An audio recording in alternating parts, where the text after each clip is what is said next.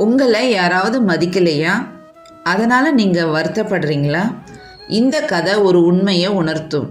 வாழ்க்கையில் மிகவும் நொந்து போன மனிதன் ஒருவன் ஒரு ஞானியை சந்திச்சான்.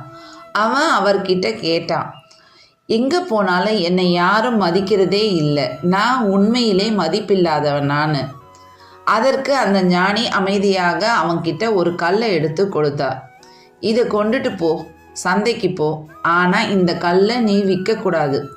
அதோட விலையை மட்டும் ஒவ்வொரு கடையாக கேட்டுட்டு வரணும், வந்து என்கிட்ட சொல்லுன்னு சொன்னார். அவன் முதல்ல காய்கறி கடைக்காரர்கிட்ட போய் கேட்டான், இந்த கல் எவ்வளவு?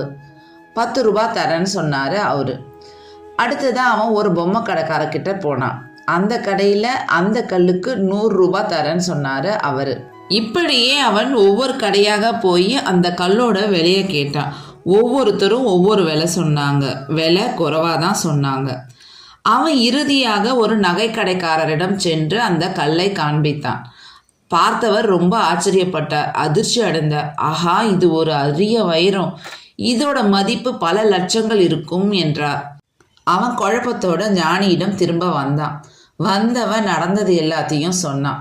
ஞானி இப்ப மெதுவாக சொன்னார், அந்த கல் மாதிரி தான் நீயும். காய்கறி கடைக்காரனுக்கும் மற்ற கடைக்காரர்களுக்கும் இது சாதாரண கல், ஆனால் நகை கடைக்காரருக்கு தான் தெரியும் இதோட மதிப்பு. இது வைரங்கிறது.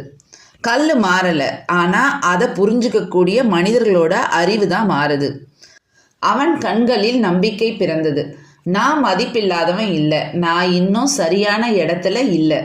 உங்களை சுற்றி உள்ளவங்க உங்களை மதிக்கலைன்னா உங்களோட மதிப்பு குறையாது.